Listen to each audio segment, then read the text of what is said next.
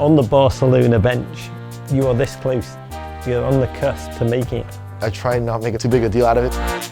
I try to keep calm.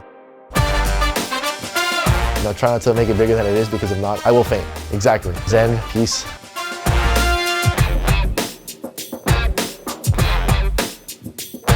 My guest today is a 19-year-old American who's risen from the flatlands of southern Florida to thrive at Barcelona's famed academy La Masia.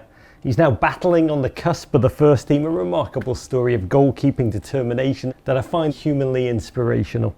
From the Torre Molina Gran Melia in Barcelona, a stone's throw from the Camp Nou, it's a joy to welcome Mr. Diego Kochen. Thank you guys so much for having me. It's good to be here. What's your earliest football memory? Take us there, paint the picture for us. I went through every sport known to mankind. I started off with surfing, and after that, basketball, tennis. I started playing in a I-9 rec league when I was 7 years old with my dad as a coach. Hoop dreams, basketball dreams. Oh yeah, for sure. Tennis too. I took tennis very seriously for a while. This man is full of roads not taken. The soccer, the early days when you're running around as an outfield player. I guess the running wasn't for me. I guess that was a problem. The goalkeeper got sick.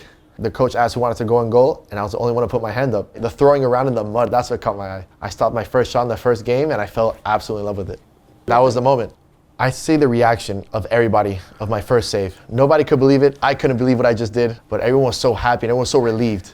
And that sense of being relieved, having someone like that in goal, that's what I absolutely enjoyed. And I remember the first matches, I fell absolutely in love with the position. Going after the ball like an animal, saving it is as important as scoring the goal. Do you ever think if that kid hadn't been injured? This wouldn't have started. I really do believe that. If one thing was off about that day, I wouldn't be here right now. As soon as I took that spot, told my dad about it, he had to rush, go buy me a pair of gloves. My first ever gloves, I remember, were a really big pair of Select gloves. They weren't even my size. It was the only thing the store had. Arsene Wenger once said to me, if you love to win, you're a striker. If you hate to lose, you play at the back, you're a defender.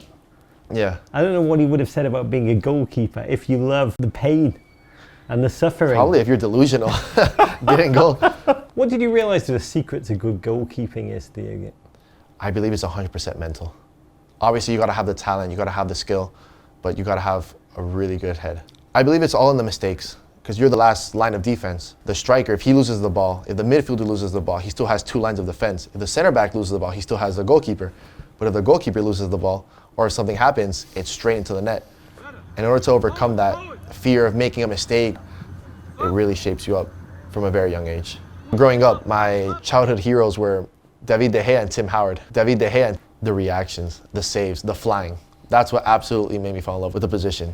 Seeing him soar across on a YouTube video on my iPad, straight-faced, no reaction. That's what I also enjoyed. He's not cocky, he wouldn't celebrate as if he scored a goal. Calm and collected. Another day in the office. And the person I really look up to was Tim Howard. 2014 World Cup, I remember watching that on the TV with my family and being absolutely in awe with the performance he put on. I remember my godmother gave me his book. Tim Howard wrote a biography. In the book, he describes a lot his mentality and the way he sees soccer in the eyes of a goalkeeper.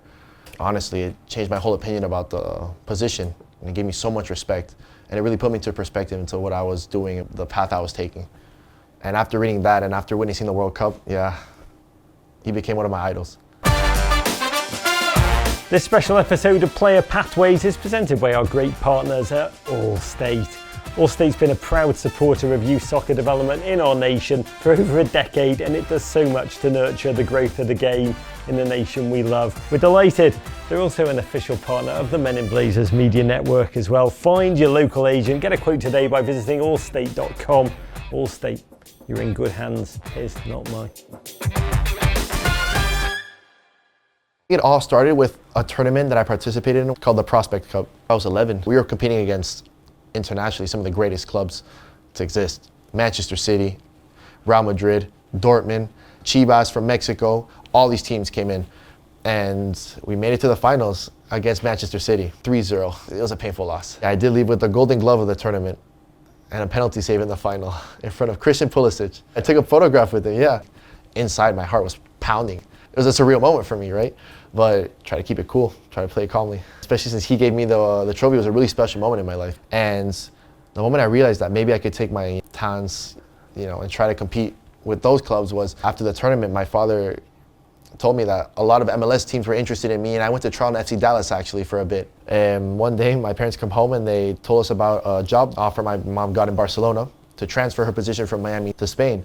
And at first it was really scary, but my parents were very keen on it to, take us out of another environment, put us in a new one, just to enjoy a different type of lifestyle. I was 12. I was too little to know what was actually going on in the city. All I saw was Barcelona, Messi. That's what I saw. And I was completely happy. And what began on the local pitches of South Florida soon became something far bigger. A young Diego Kochen caught the eye of Barcelona's scouts. Suddenly, the dream that once felt distant became real.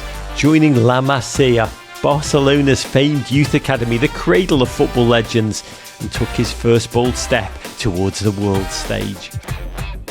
At first it was very hard because the level of soccer is completely different. It's a whole other world. The whole game changed. Especially when you enter a more competitive level of soccer, the pace is different. It's way faster. Tactically, teams are starting to look more into how they're going to play, what style they want to. And here in Barcelona, everyone wants to have possession of the ball. And the goalkeeper is a really important figure. It was a dream come true. And it was a dream I wasn't prepared for because I never thought it'd actually happen. So once I walked into the facility and I saw the huge tower with the logo on it, that's where the nerves started kicking in. U14 or U15, one of the earliest games, I remember Lamine Yamal, he just gets the ball. With no doubt, he goes from the halfway line, absolutely rockets it into the top bin. I couldn't believe it. When I was 16 years old, I was offered my first professional contract. One step closer to achieving something that I've thought I would never get to.